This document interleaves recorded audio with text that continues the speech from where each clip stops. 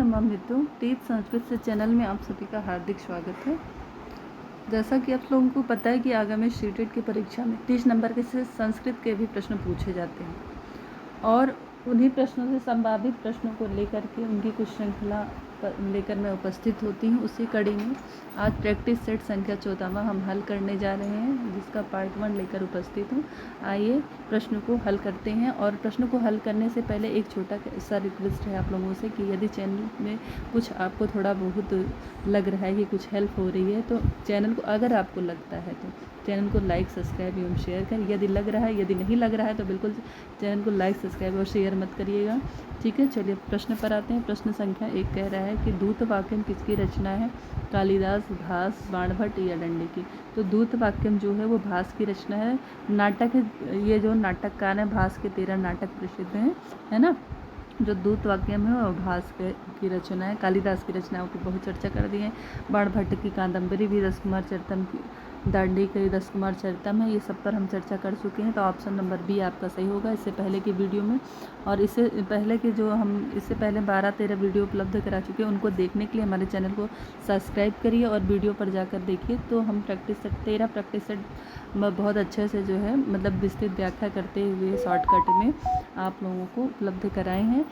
यदि आपको लगता है कि देखना चाहिए तो मेरे चैनल को सब्सक्राइब करें और वहाँ पर वीडियो पे जा कर के सारे वीडियोस को आप देख सकते हैं, रिवाइज कर सकते हैं फटाफट। मतलब इसका स्पीड भी बढ़ा सकते हैं। यूट्यूब का स्पीड होता है ना, एक नॉर्मल होता है, 2.5 होता है, 2.225 होता है। तो ऐसे स्पीड कर लीजिए और फटाफट देखते चलिए। वैसे हमने अपनी स्पीड को खुद ही इतना मतलब अधिक बढ़ा के जो है वीडियो बनाए हैं कि उसमें और स्पीड बढ़ाने की ज़रूरत ही नहीं रहेगी। मेरा मेन लक्ष्य यही है कि भाई समय कम है तो जितनी जल्दी से जल्दी बोल करके जितनी जल्दी से जल्दी मतलब मैटर को भी पूरा कंप्लीट कर दें और फटाफट आपको रिवाइज भी करा दें। हर टॉपिक को मतलब जितना भी टॉपिक में जो जो चीज़ें पूछी जानी है संस्कृत से वो सब टच करते हुए चलें, ऐसा कुछ मेरा लक्ष्य है।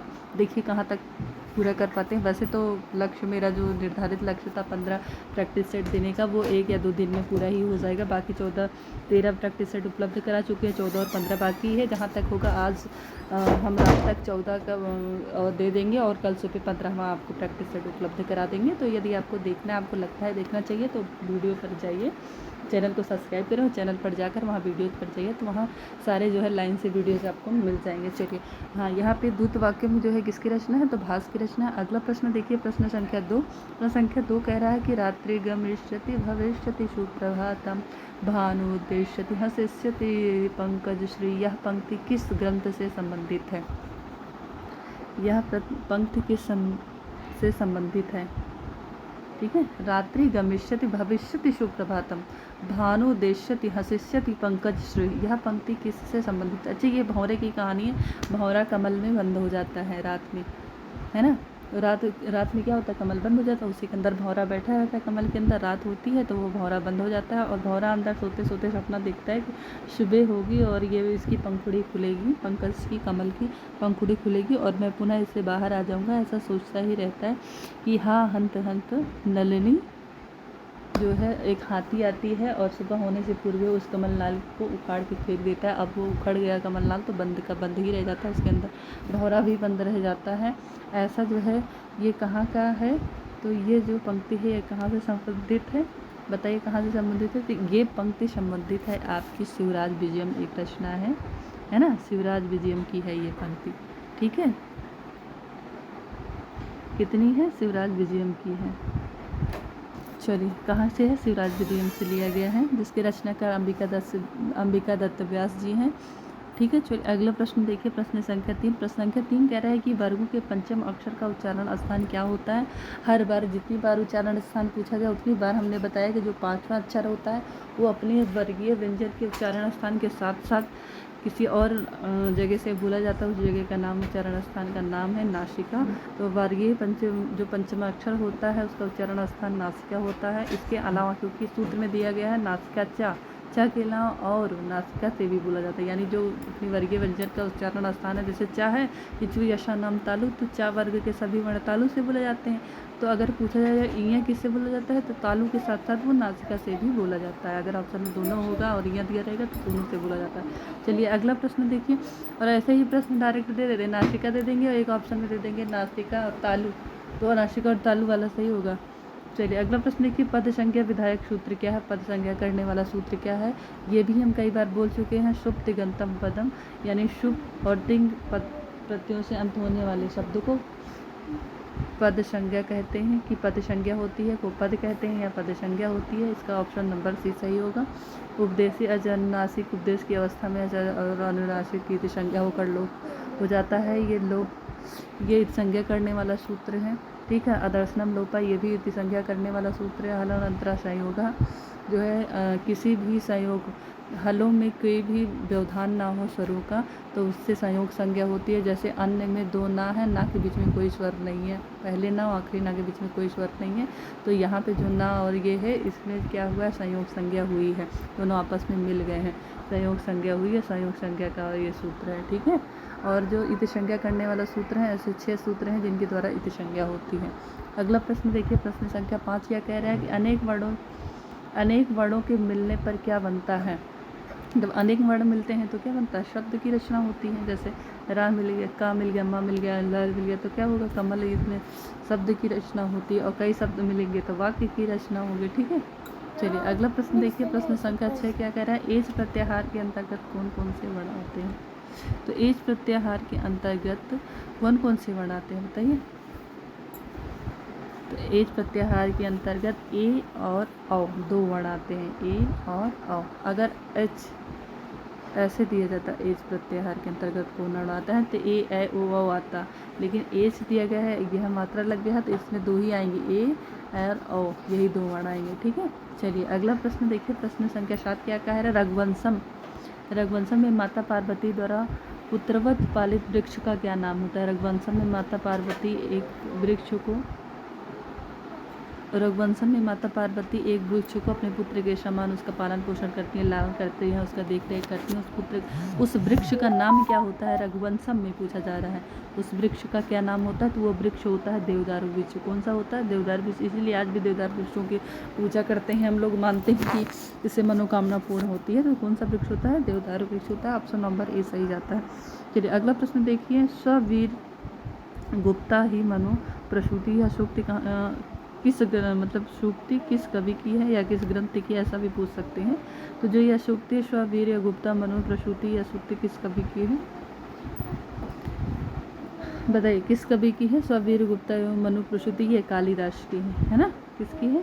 कालिदास की है। ये शायद रघुवंशम से लिया गया है और कालिदास की ये सूक्ति है। चलिए अगला प्रश्न देखिए, प्रश्न संख्या 9। प्रश्न संख्या 9 पर आते हैं।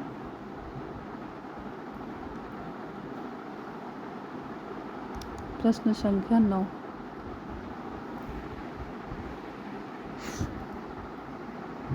एक मिनट क्षमता मित्र, थोड़ा सा खुलने में टाइम लग रहा है फाइल को। प्रश्न संख्या 9 पर आते हैं। प्रश्न संख्या 9 क्या कह रहा है? प्रश्न संख्या 9 कह रहा है कि कमल यो निरेव। प्रश्न संख्या 9 कह रहा है कि कमल यो निरेव विमानीकृत राजहंस मंडला, यह विशेषण किसके लिए प्रयुक्त हुआ है? कमर्णी यू के समान विमानीकृत राजहंस मंडला के समान, मतलब किसी की विशेषता बताई जा रही है, उससे दिया गया है। तो इससे किसका विशेषण के लिए प्रयुक्त हुआ? यह विशेषण किसके लिए प्रयुक्त है? कौन से ऐसे राजा थे जिनके लिए विशेषण प्रयुक्त किया गया? सबसे पहले तो ये कादम्बरी का ही कादम्बरी की कथन है। कादम्बरी जो कि बाणभट्ट ने लिखा है उसका कथन है। अब बताइए ये जो विशेषण है वो किसके लिए प्रयुक्त किया गया है? तो ये विशेषण राजा शूद्रक होते हैं, उनके लिए, राजा शूद्रक के लिए बहुत विशेषण यूज हुए हैं ना। राजदंडा, मानदंडा इत्यादि के जैसे बैठे हुए हों, जैसे रेवा नदी को, ऐसे मतलब कई सारे विशेषण प्रयुक्त किए गए हैं। किस राजा के लिए? राजा शूद्रक के लिए, जो विदिशा नगरी के राजा होते हैं। ठीक है। राजा शूद्रक के लिए प्रयुक्त हुआ है, इसलिए ऑप्शन नंबर ए आपका सही होगा। अगला प्रश्न देखिए, प्रश्न संख्या 10। प्रश्न संख्या 10 कह रहा है कि का इह रघुकारी न रम्यते, का इह रघुकारी न रम्यते, यह किस ग्रंथ से संबंधित है? का इह रघुकारी न रम्यते किस ग्रंथ से संबंधित है? देखिए रघुकार जो राजाओं का, राम और ये सूर्यवंशी राजाओं का वर्णन कौन से ग्रंथ में? सूर्यवंशी राजाओं का वर्णन देखिए किरातार्जुनी में, तो पार्वती, शिव और कार्तिकेय, किरातार्जुनी में पांडव और युधिष्ठिर इत्यादि का वर्णन है, अर्जुन, भीम, नकुल, सहदेव इन सब का वर्णन है। युद्ध इत्यादि का वर्णन है। कादम्बरी है, कादम्बरी महासविता इत्यादि का वर्णन है। उत्तररामचरितम में राम है और सीता है और वासंती नदी, इन सभी का वर्णन है। लव कुश इत्यादि का। लेकिन जो रघुवंशम में, इसमें सूर्यवंशीय राजाओं का वर्णन है। और रघु देखिए लिखा है, तो रघु कहाँ, राम दिलीप, इन सब इसी रघु से ही अर्थ लगा लीजिए। तो रघुवंशम से वर्णित है। रघुवंशम में जो है कालिदास की रचना है। इसमें 19 सर्ग हैं। इसमें द्वितीय सर्ग जो है बहुत ही इम्पोर्टेंट। द्वितीय सर्ग में महाराजा दिलीप और सुदक्षिणा उनकी पत्नी होती हैं, जिनको संतान नहीं होती रहती है। तो उनको वशिष्ठ ऋषि एक गाय देते हैं जो कामधेनु की पुत्री होती है। उस गाय का नाम नंदिनी होता है। उस नंदिनी की सेवा के लिए कहते हैं नंदिनी की सेवा बिना शस्त्र के करना है, जैसे आम मनुष्य करते हैं। वो उनकी सेवा में प्रयत्न रहते हैं। उसी द्वितीय अंश में एक कुंभोधर नाम के सिंह का वर्णन है, जो नंदिनी ही खुद ही बनती है, मायावी सिंह बनती है, उसका नाम कुंभोधर रहता है, इत्यादि वर्णन है। चलिए, इसके जो लेखक हैं वो कालिदास हैं। अगला प्रश्न देखिए, प्रश्न संख्या 11 है। स्वरों में समानता न होते, स्वरों में समानता कह रहा है कि स्वरों में समानता न होते हुए भी समान व्यंजनों अथवा वर्णों की आवृत्ति होने पर कौन सा अलंकार होता है?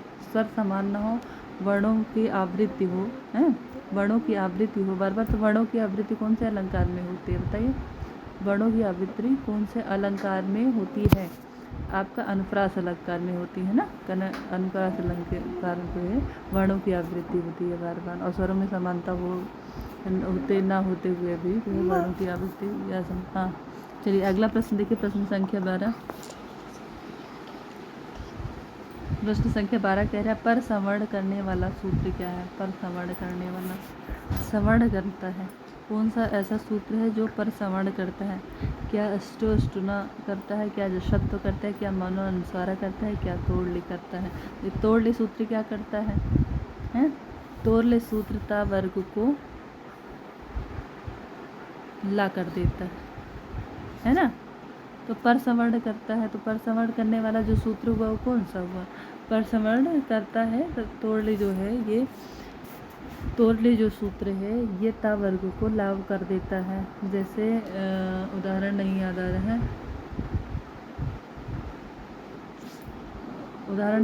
है, जैसे यही तोड़ले करता है, ये अभी तक जानिए कि पर सवर्ण कर देता है, ये ता को ला कर देता है, ता वर्ग को ला वर्ग में परिवर्तित कर देता है। इसलिए ऑप्शन नंबर डी आपका सही हो जाएगा। चलिए, अगला प्रश्न देखिए, जसत्व संधि जो है, जसत्व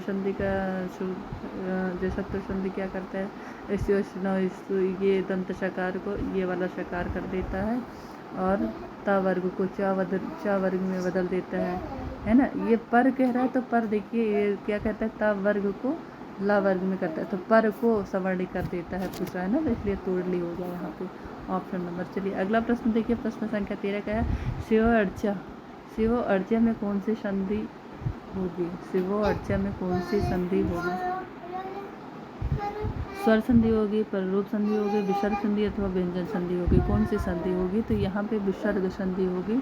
शिवस धन अर्चा बनेगा, इसका विच्छेद होगा, ये शिवस धन अर्चा है ना। फिर इसको सा को रा होगा, रा को रू होगा, फिर वा होगा, इस तरीके से जाके शिव अर्चा शब्द बनेगा।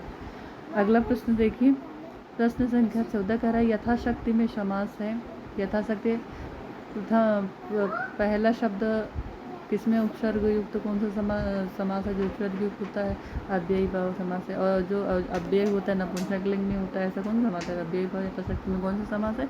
अव्ययी भाव समास का। इसका विग्रह होगा, इसका विग्रह क्या अगर पूछ लिया जाए तो शक्ति अनतिक्रम में होगा। क्या होगा? शक्ति अनतिक्रम में, शक्ति अनतिक्रम में इसका विग्रह ये होगा।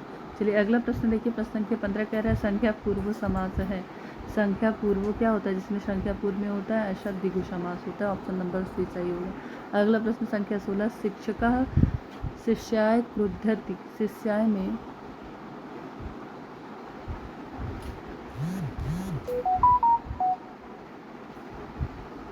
अगला प्रश्न है शिष्या क्या गया? प्रश्न कहाँ गया? अगला प्रश्न है, संख्या होगा शिक्षकः शिष्याय क्रुध्यति, यानी शिक्षक पर क्रोध करता है। तो यहाँ पे जो है विषय पद में किस विभक्ति से चतुर्थी विभक्ति लगी है? एक सूत्र है दुहुयाच, एक सूत्र है इसमें